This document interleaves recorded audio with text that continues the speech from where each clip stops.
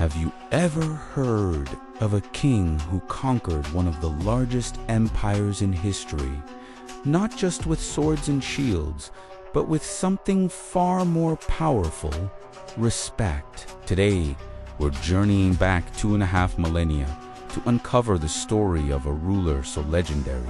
He's known simply as Cyrus the Great. This isn't just a tale of battles and conquests.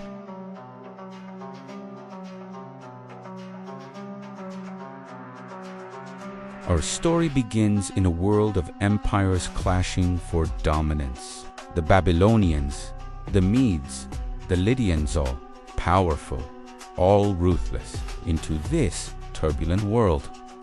Around 600 BC, a prince named Cyrus was born. Legend, as told by the Greek historian Herodotus, spins a dramatic tale of his birth. His grandfather, Astyages, the king of the Medes, had a terrifying dream that his grandson would one day overthrow him. Fearing this prophecy, he ordered the infant Cyrus to be left to die in the wilderness. But fate, as it often does in these grand tales, had other plans. A humble shepherd found the baby and raised him as his own. Young Cyrus grew up strong and charismatic, his royal bloodline undeniable in his natural ability to lead. When his true identity was eventually revealed, it set in motion a chain of events that would shake the foundations of the ancient world. It wasn't long before Cyrus, now a powerful young man, led a rebellion against his grandfather, uniting the Persian and Median tribes under his own banner. The Achaemenid Empire was born. With the Medes and Persians united, Cyrus set his sights on a bigger prize. His first major challenge was King Croesus of Lydia, a man so wealthy that his name became a synonym for riches. The Lydians had a formidable cavalry, and the two armies clashed at the Battle of Tyria. The battle was a brutal stalemate. As winter approached, Croesus, assuming the fighting was over for the season, retreated to his capital, Sardis. But Cyrus was no ordinary general. He did the unthinkable. He marched his army through the harsh winter weather in a surprise attack. To counter the legendary Lydian cavalry, Cyrus employed a brilliant, if a little smelly, tactic. He placed his baggage camels at the front of his line. The Lydian horses, terrified by the unfamiliar scent of the camels, panicked and scattered. The Lydian cavalry was neutralized, Sardis fell, and the vast wealth of Lydia was now. He had not only outfought his rival, but outthought him, proving himself a master strategist. Next, Cyrus turned his gaze towards the greatest city of the age, Babylon. Protected by immense walls and the mighty Euphrates River, Babylon was considered impregnable. Its king, Nabonidus, was unpopular with his people, particularly the powerful priests of Marduk, the city's chief god. Cyrus saw an opportunity not just for a military victory, but for a political one. He presented himself not as a foreign conqueror, but as a liberator chosen by Marduk himself. In 539 BC, his army approached the city.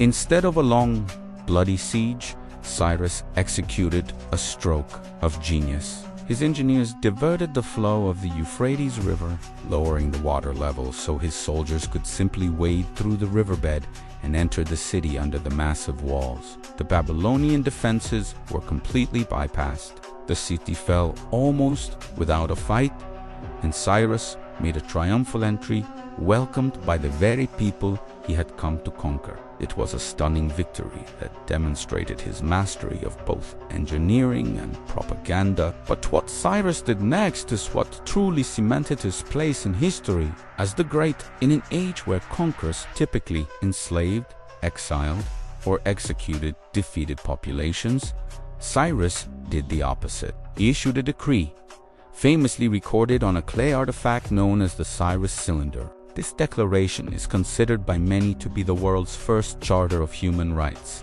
It proclaimed an end to slavery, granted freedom of religion, and allowed all exiled peoples to return to their homelands. He declared, "I am Cyrus, king of the world, great king, mighty king, ...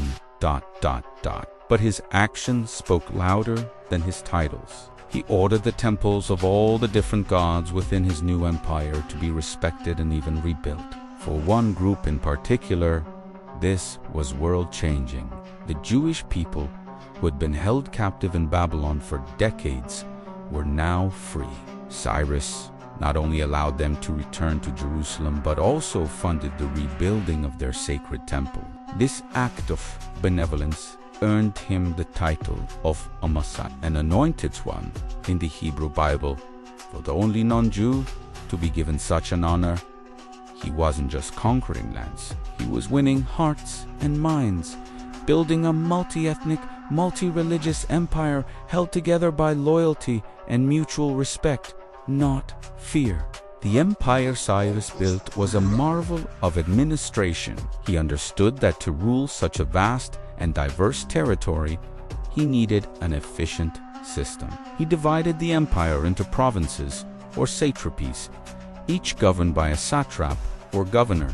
These satraps had considerable autonomy, but they were kept in check by a system of secret agents, known as the eyes and ears of the king, who reported directly back to Cyrus.